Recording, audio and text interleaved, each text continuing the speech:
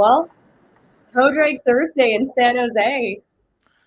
The Calgary Flames roar out of the Olympic break with 4 goals to take out. Oh man, what are we doing?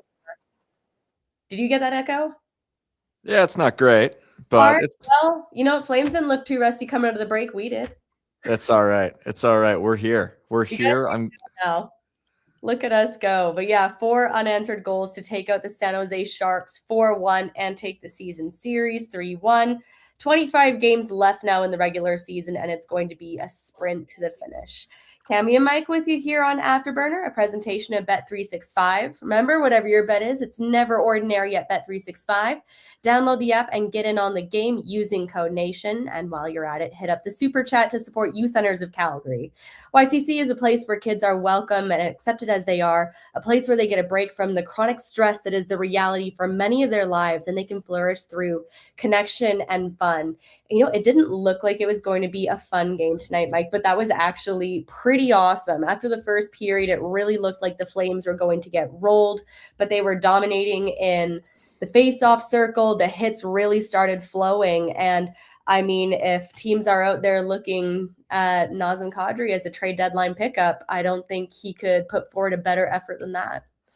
Yeah, it's going to be a tough little run here from a standpoint of watching these games with the trade deadline in your mind and saying every time you watch these games, you're going to be saying, oh, okay, they haven't done anything yet, but maybe they'll get there shortly. We don't know. We don't have anything that we can say at this point. And for now, we got to take the games as they come. And tonight, I mean, it started kind of rough. I mean, I'm not going to mince my words. It's 10:47 p.m. and I am a little dazed. I'm a little sleepy over here. I could use some of that tea you were sipping before we went live. I think you've got enough to spare. Which one? I know. But nevertheless, they got the win. The worst teams win games. And quite frankly, tonight, had Dustin Wolf not been between the pipes for the Calgary Flames, they would have lost this game in a rout. He kept them in this game when they did not deserve to be in it. And then the Sharks kind of fell apart and the Flames were able to take advantage. And the method by which they took advantage was very interesting to me because it was the players who we expect to be on the block in the next week or so who were leading the charge. And you mentioned Nazem Kadri. Blake Coleman had a very underrated game, in my opinion. I think he didn't get any points, but he was all around the puck. And those are the two guys who we're all sort of having our, really spending a lot of time paying attention to off and on the ice. So they got the job done. If you're on Team Tank, maybe you're not thrilled, but it was an entertaining way to spend a Thursday night. Well, I mean, Dustin Wolf ends up with 34 saves, 971 save percentage. He does good work against San Jose pretty consistently. And it kind of felt like it was going to be the Backlund Celebrini show, especially coming off the Olympics. And he had some great looks, but they did a really good job of minimizing what he was able to achieve. And a lot of that was Wolf being really sharp on, especially some of those quick plays. We saw Ferraro had some really good setups for Celebrini, but Wolf was sharp on all of those. But we'll take you right through the scoring summary here. We didn't see anything until the second period, and it's Tyler Toffoli, the former Flame. It's not a lot Dustin Wolf can do about this one. It's a pretty picture-perfect tip in the high slot.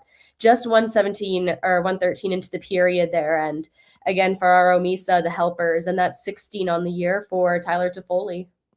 He's still a good player. He's still got it. It's a shame that, the Flames window or whatever didn't align with the future for Tyler Toffoli because he's a very likable player. He's never been the fastest. He's maybe never been the most skilled, but he just gets to the right spots. In that sense, he's very similar to his former junior teammate, Sean Monahan. And he just continues to chug along, a very good veteran acquisition for a Sharks team that, has its sights on the playoffs at some point in the near future. Might not get there this season, but when they do get there, he should still be a part of it. And when this happened, this is still very much when it looked like Calgary was going to crash and burn in tremendous fashion. Like they're outshot 16-6 in the first period. San Jose gets the early lead. Weegar has his stick blow up, which leads to a really good break for the Sharks. And then this was the moment that I really thought Adam Klapka confirmed Team Tank. steals the puck at the blue line. He had a clear-cut breakaway. Like, it was not a banner night for Dickinson, who got victimized on that play. We big man making moves, but he's got Askarov beat. He's cannot hit that open net from Steve Stamkos' office down low. He shoots this puck backwards. It goes the wrong way through the crease. I mean, he didn't have a great angle, I guess. Askarov got his stick in there, but still. Yeah, I mean, I almost think it's an instance of a player having almost too long a reach for his own good. If that's Marty St. Louis bearing down on that, he's got a much better angle to lift that puck, and Klapka's got such a long stick that he cuts off his own angle almost. And it didn't come back to hurt the Flames. I actually thought Klapka had a fine night, but it was just kind of a funny little happenstance in that second period. Yeah, it must be tough being that tall. Pour one out. Kidding. No kidding. And just with about 5 minutes left in that period, that's where we see Kadri tying it up. So much of the game now is dictated by what you can do off of the wall. And this is where we saw Farabee do some really great work there. Gets it cross ice to Kadri and just has to rip it high glove side on the rare lefty. So that's, I believe that was his 5th point in the last 4 games at this point in the game. Yeah, this line has played well. They were dangerous tonight. Really nice play by Joel Farabee along the wall. You can see the value that he provides as a two-way player, being able to use his body to establish possession and then find Nazem streaking through the middle.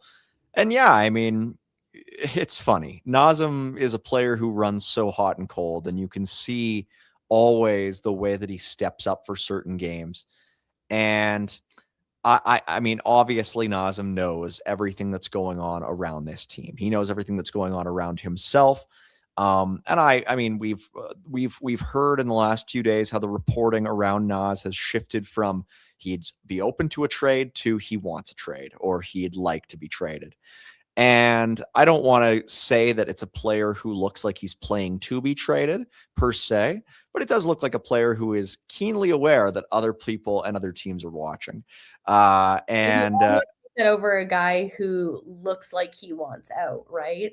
Who's completely mailing it in. Yeah, no, that was maybe how he looked 3 years ago in his first season with the Flames, where it was a long, dark path forward with not a whole lot of light at the end of the tunnel. Naz has played himself over the last couple seasons into a spot where he is, again, a coveted player. Again, we heard a lot of chatter on the broadcast from Eric Francis and the other members of the panel talking about how just the various circumstances the Flames face may make it difficult for them to pull off a deal for Naz. But I'm sure it'll happen at some point. The way that Francis has termed it is an inevitability and just matter of when. So for now, I mean, it's the same thing that I said with Toffoli. It kills me that the Flames did not get Nazem Kadri earlier. He would have been a perfect fit on previous iterations of the Flames. He would have been an absolutely seamless number 1 or number 2 center with various different cores that they had. And now we're staring down the likely prospect of multiple, better part of half a decade for Naz and Kadri with no playoffs. And it just feels like a bit of a waste. And so ultimately you have to see what you can recoup for this player at some point. And if we're getting to the end, he's playing very well. He's playing a hockey that he should be proud of. And we're going to get to some of the trade stuff more in a little bit here, but we also have to note, the lines looked pretty different tonight, considering Jonathan Huberdeau is now shut down for the season. We're not going to see him back as he gets ready to undergo hip surgery. We had Blake Coleman and Beecher back in the lineup after missing pretty significant time with injuries. The two of them actually had a pretty good opportunity on a shorthanded 2-on-1. There's some really nice passing work there, but Coleman not quite able to pull the trigger. But again, just showing how dangerous he can be on the penalty kill and playing pretty much anywhere in the lineup. And actually, there's one of the Sharks beat reporter. Let me just scrub through my notes here. Yes, saw that. Yeah, so he was taking note of... Yeah, it was Curtis Pachelka. There you go, yeah. Yeah, Anaheim, Buffalo, Chicago, Colorado, Dallas, LA, St. Louis, and Utah, all with credentialed scouts for today's game, which can be an imprecise measurement in a lot of cases, but it does become a little bit more relevant ahead of the trade deadline. Teams are always watching these players, especially when they have some skin in the game, when they're offering up pieces. And so Yeah, I mean, you're obviously looking at teams like Colorado, Dallas, and LA being at this game and saying, huh, that's kind of interesting. And I mean, even the Flames will be facing very shortly here. sure. So it's certainly, yeah, thought provoking. And you just kind of wonder if it is a harbinger of things to come. Because there are teams on that list who absolutely you think would be in the market for players the Flames have. Absolutely. Takes us to the third period. That's where Connor Zary gives Calgary its first lead of the night with just over 5 minutes into the frame. And again, it starts with Whitecloud, who actually I think has been really great since he's got here. I think it surprised a lot of people since a lot of people kind of regarded this as flip him right away for assets, but he's fit in really well. Before it even gets into the zone, again, he's working really hard on the wall back there to just spring the play, gets it to Backlund and to Zary in the high slot for his 10th of the season. Yeah, I mean, the thing with Whitecloud that is great is he ticks off a lot of boxes for a team like the Flames. Local guy, character guy, experienced veteran player with championship experience, who is signed for a couple more years, so you're not in any hurry to trade him at a very manageable cap hit. It's the kind of asset that, you know, doesn't come around that often in trades like the one that the Flames made for Rasmus Andersson. You don't see, you seldom see competitive teams like Vegas actually subtracting from their roster to make those kinds of deals. And the only reason they did was really to facilitate, to make room for the player they were getting. Typically not what you see. But Vegas just had that depth to spare and they were looking to add to their top. And so it's a real luxury. And the other thing with Calgary, I mean, now that Huberdeau is out, and if we arrive in a reality 9 days from now where Nazem Kadri and Blake Coleman are no longer members of the Calgary Flames, we're getting to a real lean roster for this Flames team. Like we're talking. You think they didn't look quick tonight? I mean, I thought they were awful in the first half of tonight's game, and then they came on. But it was. But yeah, like if we're looking at a Flames roster without Coleman and Kadri in a week and a half here, I mean, even just the idea of who wears an A for this Flames team, like it's Backlund, and then what are you going to give an A to Connor Zary? Like it's real tricky, and so yeah, it's we are really getting to the point now where the Flames are approaching tearing this thing down to the studs, and while I don't doubt there will come a time where Zach Whitecloud becomes a player who they consider moving, maybe not even that far in the future, I don't think it'll be right away. And they have the luxury of being able to stagger it a little bit in much the same way that we see with their forward group, where you have the same staggering going on with the likes of Frost and Farabee and Sharangovich. So they have a little bit of time here, and I think they will use that time wisely. Well, the Flames really didn't look back really after the Zary goal. That's where Kadri really shows off with another beauty. 3-1 with 8:04 left, just capitalizing on a turnover from Liljegren. Just that quick fake out you can see gets Askarov to bite in. Yeah. That's a beauty. It's the kind of heads up play that, you know, we see a lot of goals in the playoffs that are scored off of miscues. We see teams in the playoffs are sometimes so hesitant to advance the play because they're afraid of making mistakes, because it can be so close. There can be, you know, so much hesitance because you don't want to make that one mistake, which, you know, actually paradoxically leads to mistakes because you start gripping your stick a little bit tighter. And Nazem Kadri has always been a very opportunistic player in that regard. He can make plays happen just by anticipating when guys will make mistakes.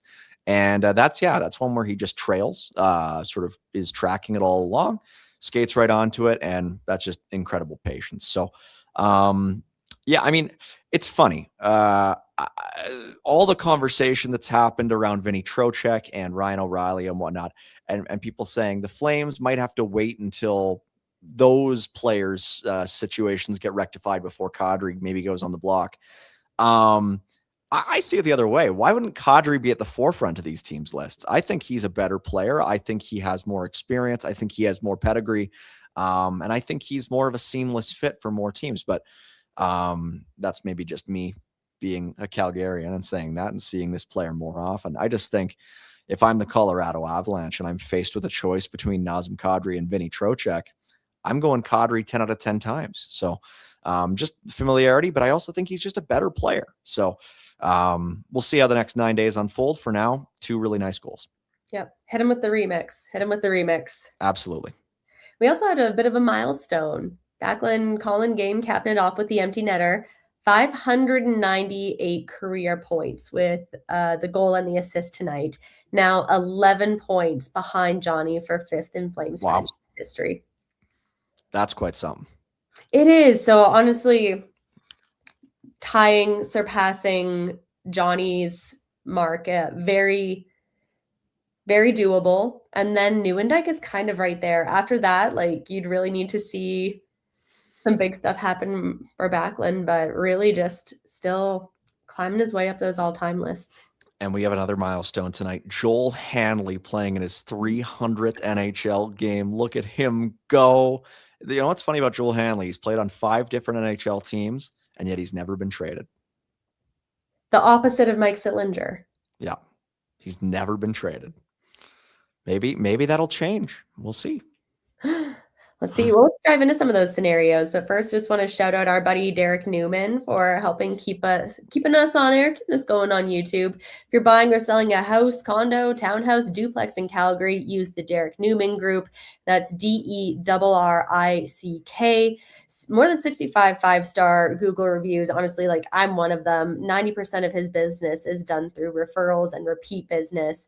And people really tend to stick with Derek once they begin their real estate journey. So you can visit his new look website, DerekNewmanGroup.com. That's DERRICK NewmanGroup.com, or call 403-619-6661. So I'm sure you read Eric Francis's article about who the likely trade targets are. The thing that I think most people will be watching here is that the Flames have 1 salary retention spot left. And the question becomes, like, do you use that on a Nazem Kadri, who has the higher cap hit, or a Blake Coleman, where that might make a package more desirable, but at 4.9, it is still a little bit more of a manageable hit, considering 2 of your slots are already taken up by Jacob Markstrom and Rasmus Andersson. I'd retain on Coleman, and I think they will. I think the teams that are in on Coleman will need the cap space more. And I look at Kadri, and the 2 teams that continue to, well, I guess the 3 teams that continue to stick out to me the most are Colorado, LA, and Montreal. And with Colorado especially, they've put themselves in a position where they may not need the Flames to retain on Blake Coleman, or pardon me, I mean on Nazem Kadri. They also have the opportunity to possibly give the Flames a guy like Ross Colton, who is making $4 million a year, to partially offset that $7 million cap hit. Colton hasn't really fit in with the Avalanche like they might have hoped he would have. So I think with Coleman, we're looking at teams like Dallas, we're looking at teams like Tampa Bay, and there are a bunch of others that really need every dollar to count. And I think with Colorado, Montreal has the opportunity to move a number of overpaid veterans in any possible deal. I think with Kadri, the best way forward for the Flames would be to try to offset it with similar money coming back. Maybe not like perfectly even like they managed with Andersson and Zach Whitecloud, but you give a team $7 million, you take 5 back, something like that. The one guy from Montreal, it's interesting to me, is Patrick Laine, if that's a possibility. He needs a new home. And so yeah, I would go with Coleman. I mean, Francis said it on the broadcast tonight. Don't necessarily count on Kadri going right away. Could be something where they just hold on until the summer and retain on him too. And with Coleman, it seems like it's really in the cards imminently here. So if you're going to make that deal, you might as well really try to leverage what you have for the greatest asset possible. Because this was interesting as well. Pinder on the pregame show on the Warmies made a very interesting point. Kadri is one of a crop of centers. He is, along with guys like O'Reilly and Trocheck, and a couple others. Coleman is by far the best winger available. He really is. There aren't, like when people talk about him going to his hometown Dallas Stars, apparently soon to be the Plano Stars, if they're moving out of Dallas there. But looking at that lineup, like he is an upgrade on the wing all day there, especially if you don't need him on that first line. That's an excellent second, third line winger option for any team. Yeah, exactly. So I just think you have maybe more to gain by retaining on Coleman at this point. I think there will be fewer reservations from teams on Coleman. Whereas with Kadri, I think no matter how you slice it, there will always be teams that say, yeah, even if you take it down to 3.5, we still don't want to be having to pay Nas 3.5 in 3 years.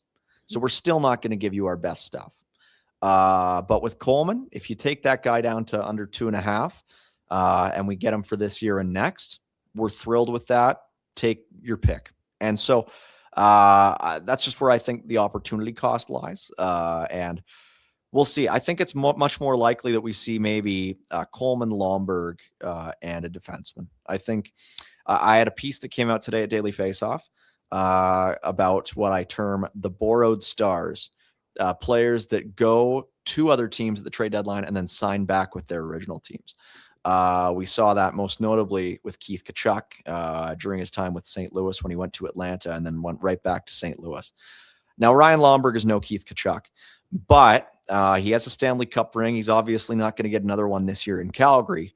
And I just wonder about giving that guy letting another team borrow him and then taking him right back, because I'm sure he would come back. He's come back once before.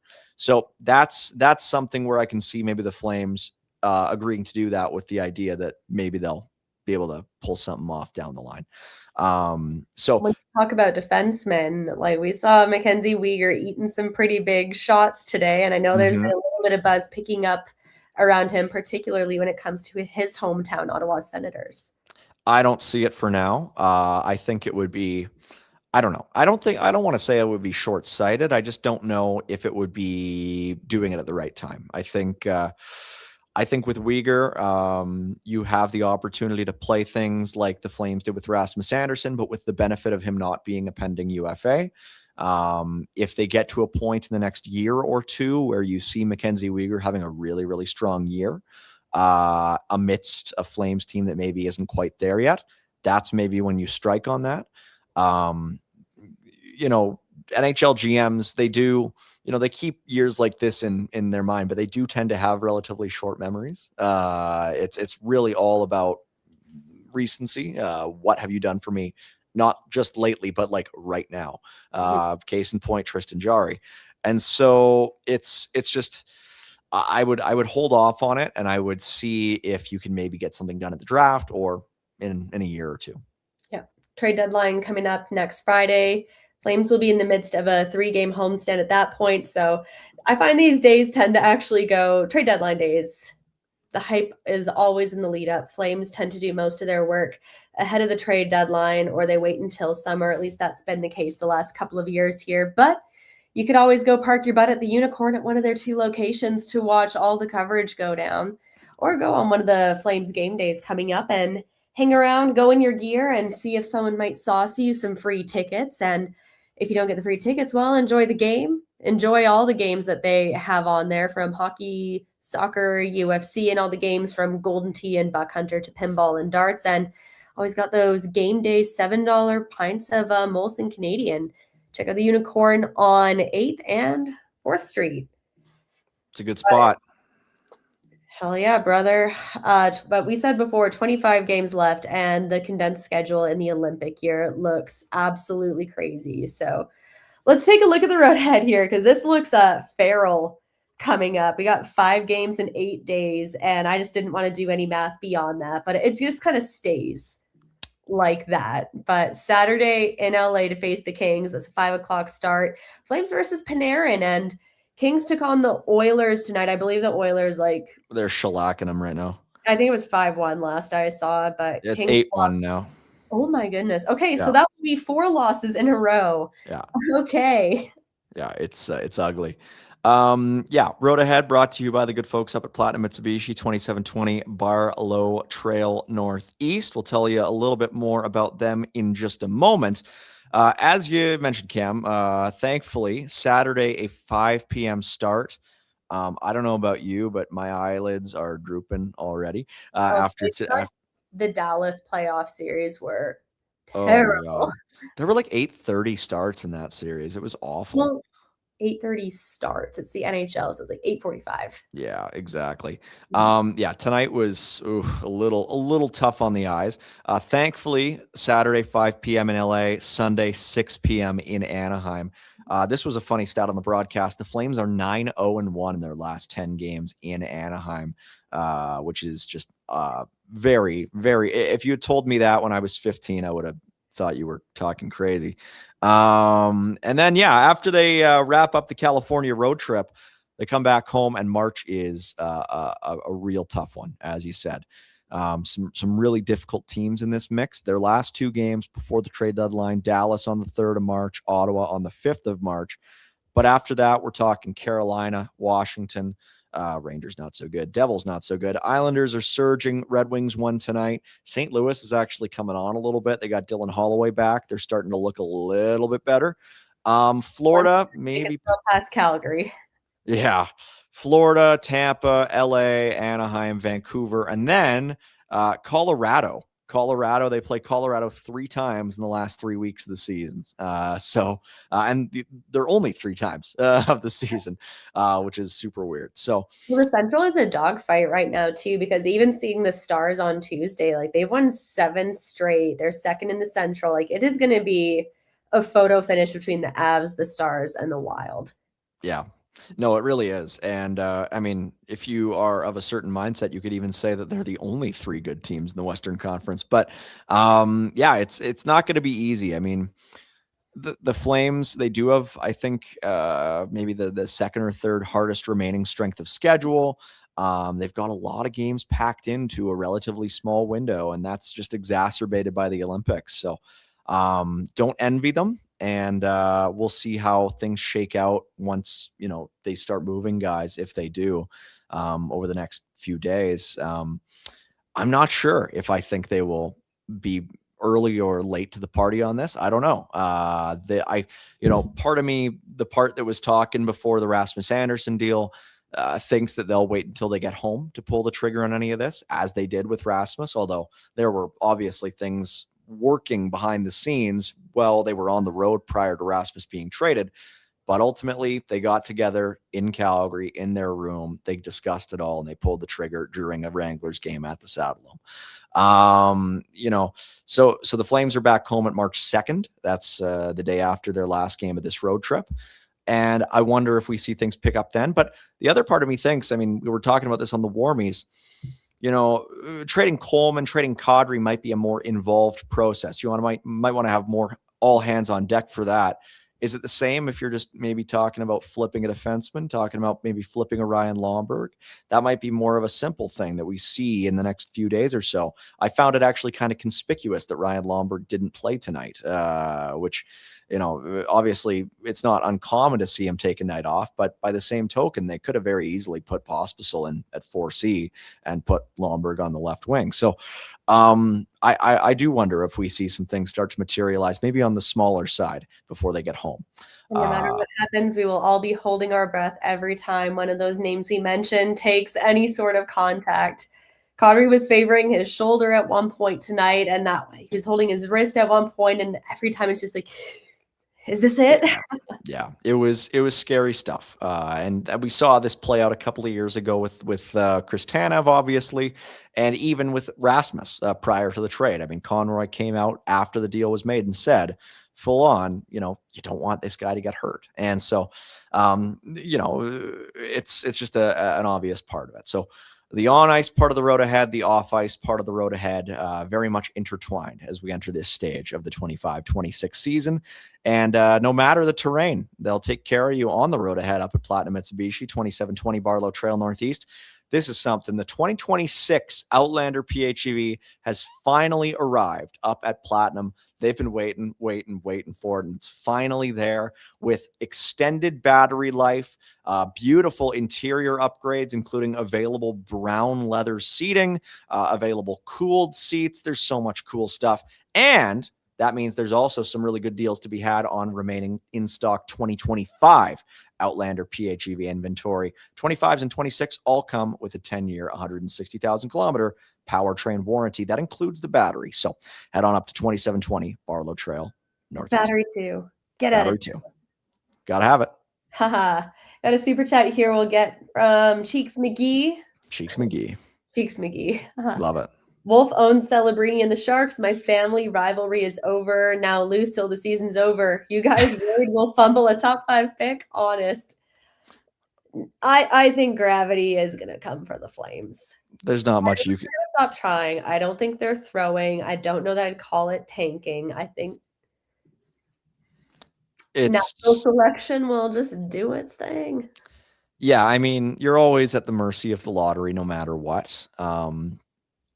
This is a Flames team that has played most of the season with Rasmus Andersson, Nazem Kadri, and Blake Coleman. We don't know if they will play any of next season with those 3 players. And as it stands, even with those 3 players, they are, as right now, in a bottom 5 spot. So I'm not overly concerned. I think they have a lot of losing left to do. And it won't be intentional. It'll just be inertia. And Dustin Wolf has been a tremendous player in his young NHL career. We have seen this season. It's not always it's not always in his realm to be able to steal games like he did like this. He had an incredible game. He came to play in around his hometown. It might be different when we come to a Thursday or Wednesday game against Ottawa. You know, it won't be quite the same element of having your entire family in the stands to watch you play. And that was, I think, what was partially in effect tonight. So what does worry me about the draft? What's that? I worry that they're gonna pick 3rd or 4th. Mm-hmm. And I think really after McKenna and Stenberg, I think a lot of the top prospects are defensemen. Mm-hmm. And the Flames have a glut. No, just get a lefty. Yeah. Get the kid from Prince George. Carl's. Yeah. Never please stop saying Carol's. It's Carl's. Carl's Jr. Get him a burger deal. C4. Get him a burger deal. Well, good milkshakes there. Their goalie already has a burger deal. Joshua Ravensbergen up in Prince. Oh, perfect. San Jose Sharks prospect. That's right. He had a goalie fight against Ethan McCollum and Penticton the other Saw week. that. Yeah. Saw that. Yeah. Gave each other the knuckles after. I bet. That's something. Yeah, no, I mean, I think as long as you go for a lefty, you can get somebody to pair with Parek or Brustevich, then you're fine. I think it'd be real tough to sell another righty on defense. I think if you're talking about a Keaton Verhoff, who is obviously a very good prospect, I think people would have a tougher time with that. I think there are good forwards beyond McKenna and Stenberg. But like 3rd overall good? I don't know about that. So Lawrence are 3rd overall good? Yeah, it's really tough, Cami. And regardless, no matter where they finish, to get one of those 2 guys, they're going to need lottery luck anyway. Mm-hmm. So, you can talk about the odds, but it's to me, I don't care what the odds are. It's 50-50. Either it'll happen or it won't. It won't. Jeez, I'm failing math and English there. But quite frankly, it's more like 0 to 100. 0% chance it will and 100% chance it won't. I've been watching this team for so long, and I'm not even that old, but it feels like it'll never happen, doesn't it? We can always blame the Flames Redditors who tried that voodoo curse back in 2020. On Jake Ottinger. Yeah. That's to blame. I mean, we gotta blame it on something, right? What do you have going for Bet365 tomorrow? Let's have a look at the slate of games on the NHL docket for Bet365, where it is truly never ordinary. 4 games on the docket tomorrow night, and a couple interesting ones. Buffalo in Florida, 2 teams coming off of wins off the Olympic break. I really like this Sabres team. Panthers are favored, but I would very much look at that plus 100 for Buffalo as something that I would be keen on. Utah coming off a loss to Colorado last night, playing against a no less difficult team in Minnesota. Utah's favored in this one. Again, I would go maybe towards Minnesota on this one. I think it's a very charitable plus 115 there. Vegas and Washington is even money. Not altogether surprised by that. I would maybe lean Vegas on that.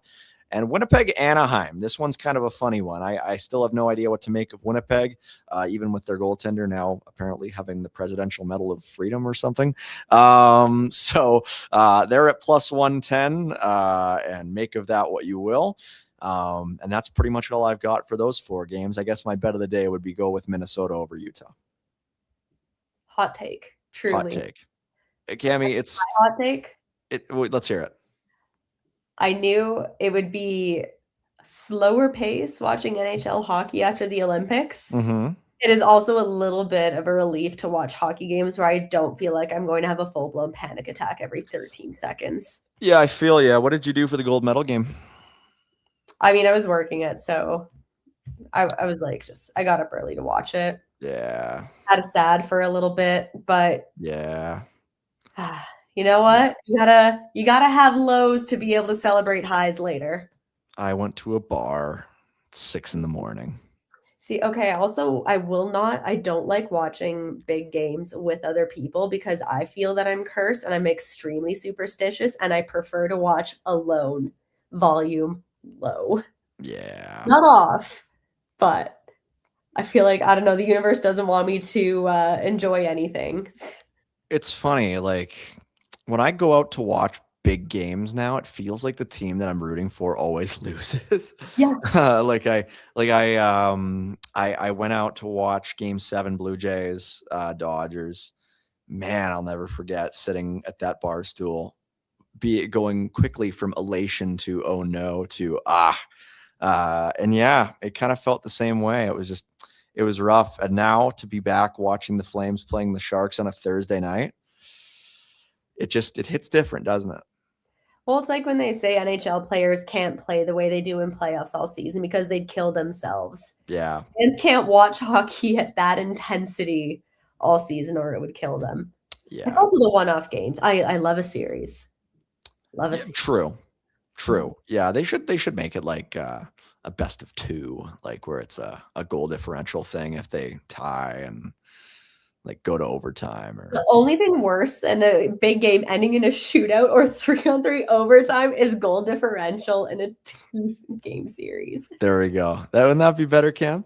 Be perfect. Oh my goodness. Yeah. Don't listen to me. Yeah, you know what? Before we come up with any more awful ideas, let's just get out of here. Yeah. Go on. Do we have anything else? I don't think we do. No. I think we're all set. Do we have any more super chats? Like, is this a 38-minute show we're about to do? Too late. It's past our bedtimes. It's funny. We often start these shows, and I will say before we go on mic, this is going to be a 30-minute show, and it never ends up being a 30-minute show. This is one where great, the Flames won. It's 11:24 p.m. It's time for bed. Yeah. 4-1 win for the Flames. Kadri looked great. Barn Burner Boys will take you tomorrow from there. Have a good one, folks.